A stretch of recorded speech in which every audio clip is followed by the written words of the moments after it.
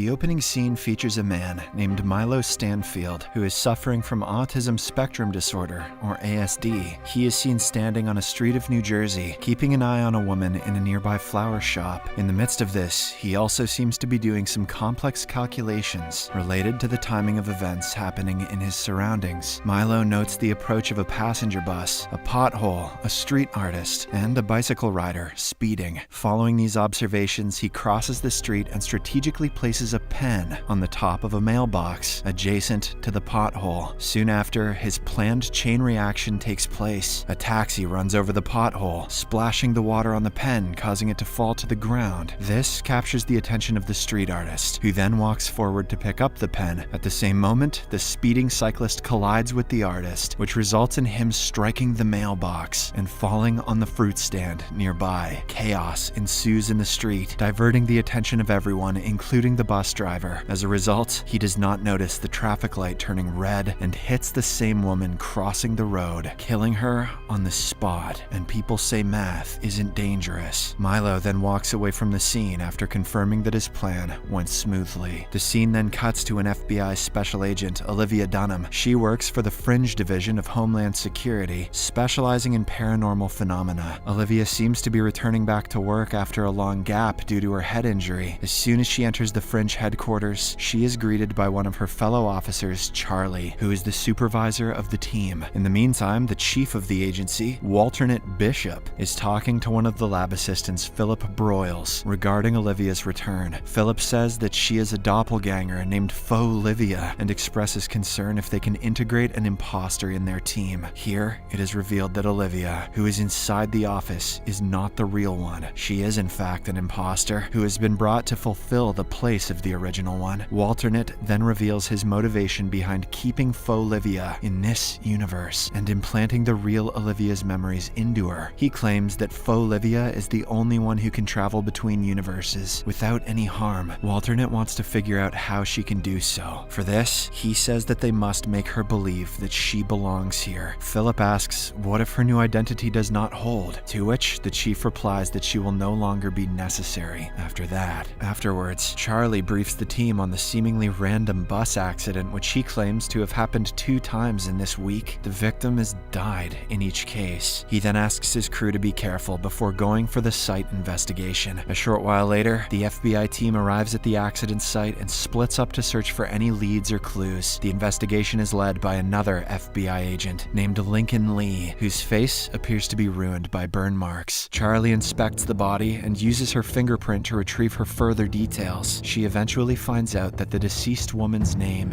is Julian Foster. Meanwhile, Olivia questions the bus driver, who is shaken by the incident, as he has never even hit any birds or animals until now. Simultaneously, Agent Lee tests for any signs of environmental factors but finds nothing. However, he does find the same ballpoint pen at the scene. After inquiring with the eyewitnesses, Olivia approaches Agent Lee and tells him that the local artist had bent down to pick up the pen, during which he collided with the bicycle rider and fell into the fruit stand. Upon hearing this, Agent Lee speculates that the pen is the main element that created a sequence of reactions, ultimately leading to the victim's death. The next day at Fringe headquarters, Agent Lee and Charlie are trying to find out a connection between the bus accidents that happened in the 2 days. Agent Lee spots the same ballpoint pen in the photo of the first accident, which makes him even more convinced that someone has orchestrated the chain of events. Following this, they go to talk to a mathematician of the Fringe agency, Astrid, and tell her about the events. However, she claims that no human can carry out such a chain of events and mold it in his or her favor twice. Amidst their argument, another similar bus accident takes place, leaving Astrid in shock. 2 + 2 equals you get hit by a bus. The FBI agents immediately rush to the site and find that the victims are still alive this time. Upon questioning the bystanders, they learn that a dog suddenly crossed the road, causing the bus to lose control. Just then, Olivia notices a similar ballpoint pen rolling down in the ground, which makes her realize that the chain of events is not over yet. She looks around and spots a suspicious Milo looking down from an overhead bridge. Moments later, a man wearing earbuds walks walks forward to cross the street, only to be hit by an oncoming ambulance. I guess the paramedic needed to hit his quota. With her suspicions confirmed, Olivia alerts her team and races towards Milo. Seeing this, the latter instantly calculates another series of events and throws a bicycle off the bridge. This prompts a bus to change its path and drive right under the overhead bridge. Olivia holds him at gunpoint, threatening him to surrender, but Milo jumps off the bridge, lands on the bus's roof, and gets away. Milo is the bus whisperer. After this event, Milo returns home to find his sister Madeline worried for him. She tells him that she has been getting numerous calls from the hospital, but he ignores her. She then tries to convince him to surrender, claiming that he has gone way too far. However, Milo anticipates her actions and completes her sentences, effectively silencing her. Not long after, Madeline shows him a small plastic horse toy, a reminder from their mother. This makes him feel uneasy, and he walks away, saying that it is irrelevant now. On the other hand, Agent Lee is taken to the hospital for his regular skin checkup. Before entering the burn chamber, he asks Olivia to focus on finding commonalities among the 3 victims. Heeding his instructions, Olivia returns back to headquarters and starts talking to the witnesses of the accidents. After a bit of inspection, she discovers ties between the 3 victims and a medical center. All 3 of them were directly or indirectly related to this center. She shares her discovery with Charlie, and the two immediately head to this very medical center. Upon arriving there, Olivia notices that one set of patients are using the same ballpoint pens, as they are unable to cope with digital devices. iPads make them eye-mad. Later, they meet Dr. Levin, a chief doctor who recognizes all 3 victims of the bus accidents. After briefing them on some details about the victims, Dr. Levin explains that they have been helping mentally challenged patients with experimental processes to boost their intelligence. He also shows them video footage of their patients, in which Olivia spots Milo. Upon inquiring about him, Dr. Levin responds that he is one of their patients who also went through the same drug trial that boosted his IQ exponentially. He goes on to say that Milo was released from the hospital under supervision of his sister, and that he was scheduled to return back in order to reverse the experimental process. But now he is not responding to their calls, and he is killing everyone who is trying to take control of him. After learning about Milo's sister, the FBI agents decide to pay her a visit. Unbeknownst to them, Milo is keeping a close eye on Olivia, noting every single pattern of her movements and predicting her next move. Later on, Charlie and Olivia arrive at Milo's place, where they are greeted by Madeline. They ask her about Milo's whereabouts, but she claims to be unaware of them. Sensing that she is hiding something, the agents tell her about the crimes he has committed and how dangerous it is to let him roam free. While Charlie goes to investigate Milo's room, Olivia shares about her late sister, revealing how they used to care for one another. This comforts Madeline enough to share more details about her brother. She explains that Milo is able to predict the outcome of numerous events down to the smallest detail, and that she can break Milo's concentration only by showing him the toy horse. Whenever he sees Bullseye, he gets a Woody. Olivia eventually manages to persuade her to disclose anything she knows, emphasizing that they are concerned for civilians, as well as Milo's safety. Madeline then hands her a note revealing the location of the hotel that Milo is currently staying at. After this, Olivia and Charlie discuss plans with Astrid on how to capture Milo. However, they soon realize that any plan would be futile because he can predict their every move. As a result, they opt to approach the hotel directly without any backup. I don't know how that's going to help, but they know best. In the meantime, Milo is seen at his hotel room, looking down through the window and envisioning scenarios that are going to happen in the next few minutes. With his ability, he predicts that Olivia and Charlie will arrive soon and that they will chase him. He also calculates that he can kill Olivia by luring her through a marked zone of a construction site where the air is too thin and crushing her under a load of cement bricks. Just like he predicted, the 2 FBI agents arrive at the hotel and find Milo waiting for them in the street. He then runs towards the construction while the agents pursue him. Olivia, who is unaware of the warning signs for the thin air zone, races through it instead of of stopping to put on a respirator. This actually makes Milo's calculation wrong. He didn't think she'd be that dumb. In addition, she also dodges a pile of cemented bricks, which Milo assumed would crush her. The villain is shocked to witness his calculation going wrong and is ultimately caught by her. At this point in time, Olivia nearly asphyxiates herself due to the low level of oxygen, but thankfully, Charlie arrives in the nick of time and helps her with a breathing apparatus. In the aftermath of these events, Charlie asks Olivia about why she did not stop to put on a respirator, to which she responds that she did not recognize the warning sign. Later on, Olivia brings Madeline to the hospital, where Milo is seen interacting with a supercomputer. According to the doctor, the IQ-boosting drug has been in Milo's brain for too long, due to which they are unable to carry out the reversal process. Now, his mind has become so advanced that only machines can comprehend his thoughts. Saddened by this news, Madeline goes inside the room and leaves the toy horse in front of her brother. The same evening, Olivia is at her place when she experiences a vision of Peter, her boyfriend from another universe. He tells her that she does not belong to this universe. In order to back up his claim, he reminds how her lack of knowledge regarding this universe saved her life earlier. According to him, she would have died if she had recognized the warning signs and stopped there. Peter encourages her to try recalling all of her memories and also